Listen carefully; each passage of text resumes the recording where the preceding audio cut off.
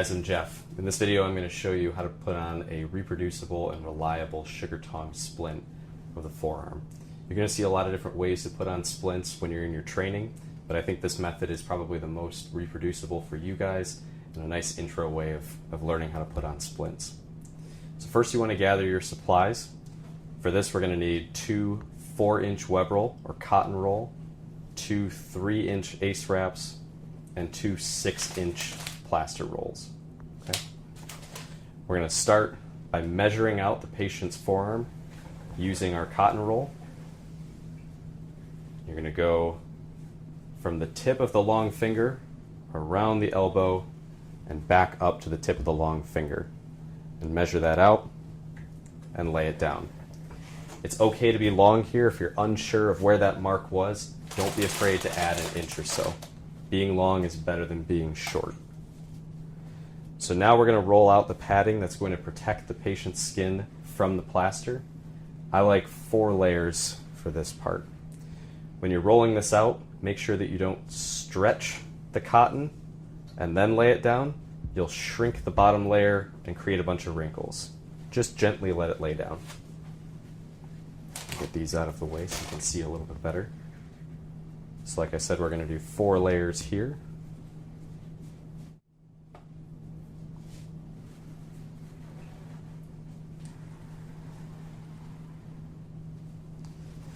And then roll out 1 extra layer for the top, and we'll set that aside.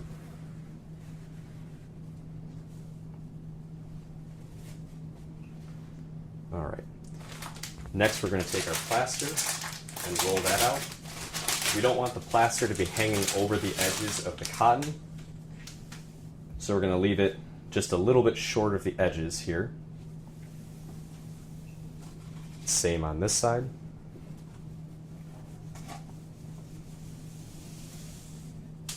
And we're going to do this 6 times so that we have 6 layers here. When you get towards the end of the roll, if you don't quite make it to the end, you'll need to cut off that piece and start a new roll. So here, it's finished in the middle. I'm going to take it back and just gently tear it on the end there, get rid of that piece, and open up a new one.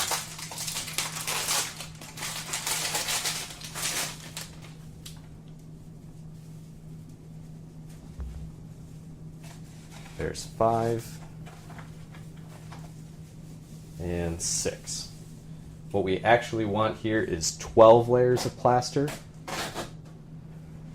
but I don't like wasting a bunch of the 3-inch plaster, so what I do is take the 6-inch, roll it out 6 times, and then just fold it in half. And now I've got 12 layers of 3-inch.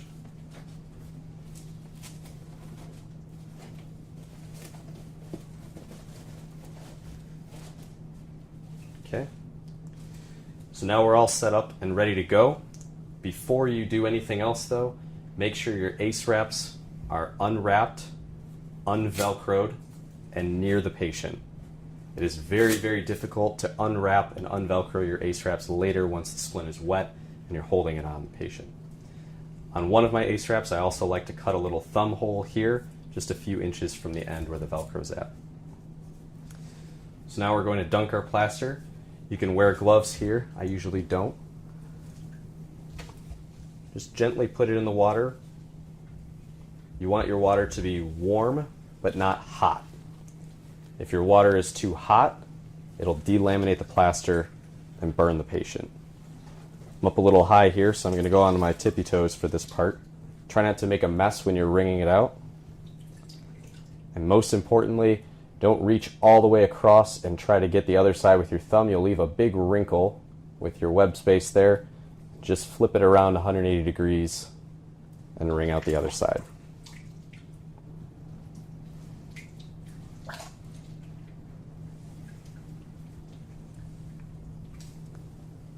This part is very important. You want to lay your plaster out on top of the web roll so that you can see a nice cuff of cotton all the way around.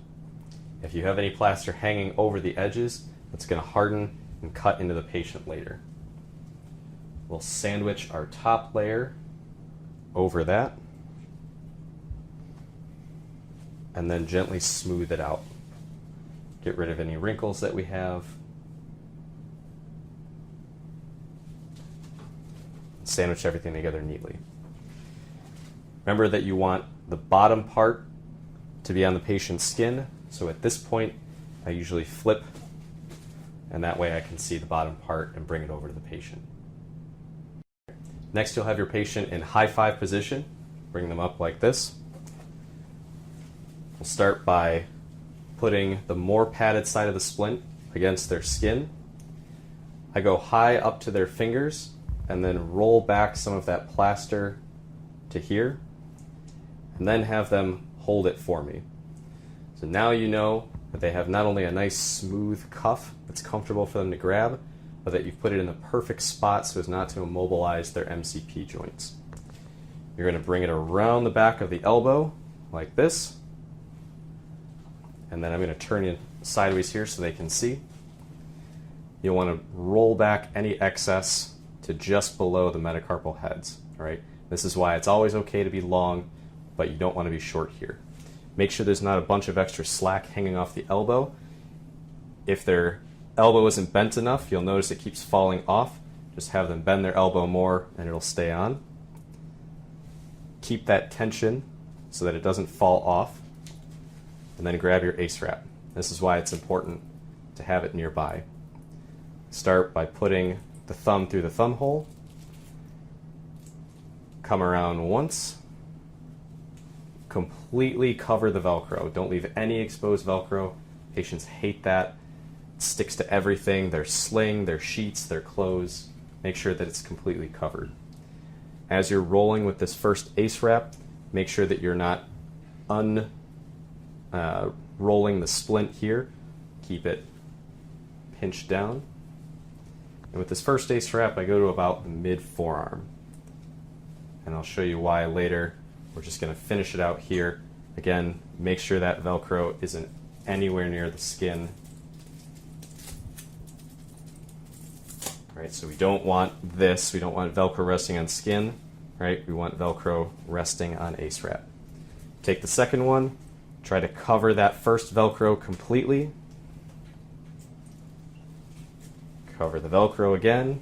Hopefully you're seeing a theme here. And we're just going to cover the rest of the splint now. Getting this elbow piece, it's okay to kind of squish it up there. Just make sure that there's no exposed plaster. Put that Velcro somewhere out of the way where it's not anywhere near the patient's arm skin. Okay? So now that we have our splint placed, we need to focus on positioning. We want the elbow at 90 degrees. We want their forearm in neutral. So if you look down their fingers, it should be aligned with the humerus. You don't want them in too much pronation or too much supination, just neutral. And then I always give them just a little bit of wrist flexion as well. Don't take your fingers and do this. Do it with the flats of your hands, just like that. Okay? Typically when we place a mold on this, we're reducing a distal radius fracture.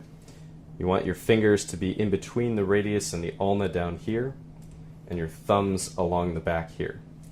Make sure that you're not putting your fingers up here. This is where the carpal tunnel is. You could give somebody a median nerve injury by pushing on here and leaving a dent.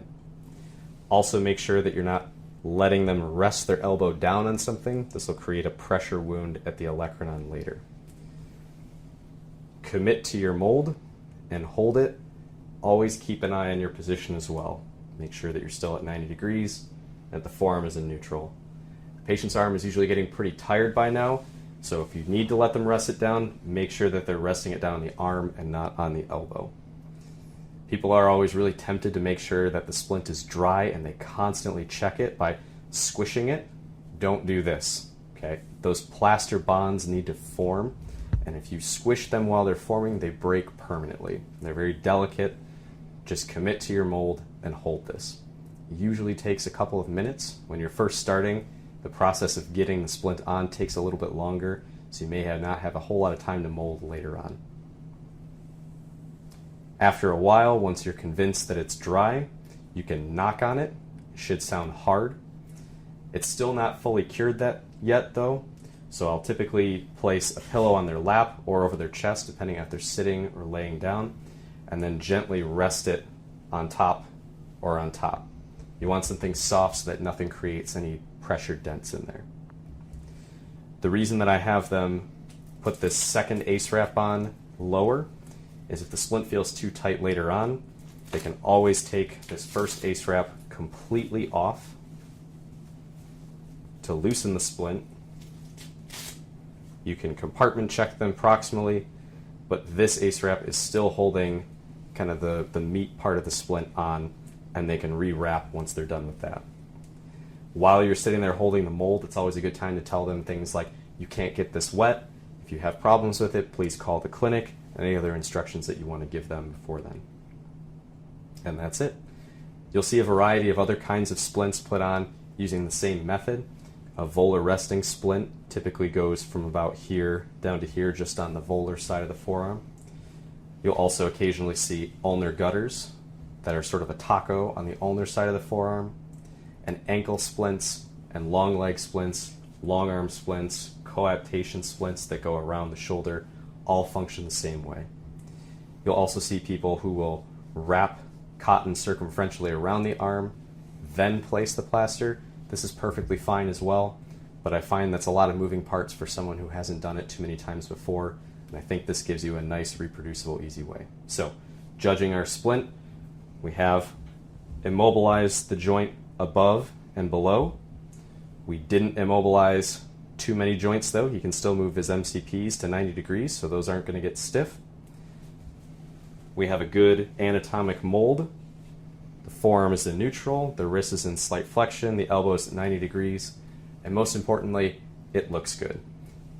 Even a great splint with a bad ACE wrap on it tells the patient that you're not entirely sure what you're doing. So make sure that it looks nice and that you've checked the thumb, checked the metacarpal heads, checked the elbow at the end one last time to make sure that they're going to be happy with this for the next few weeks. And that's it.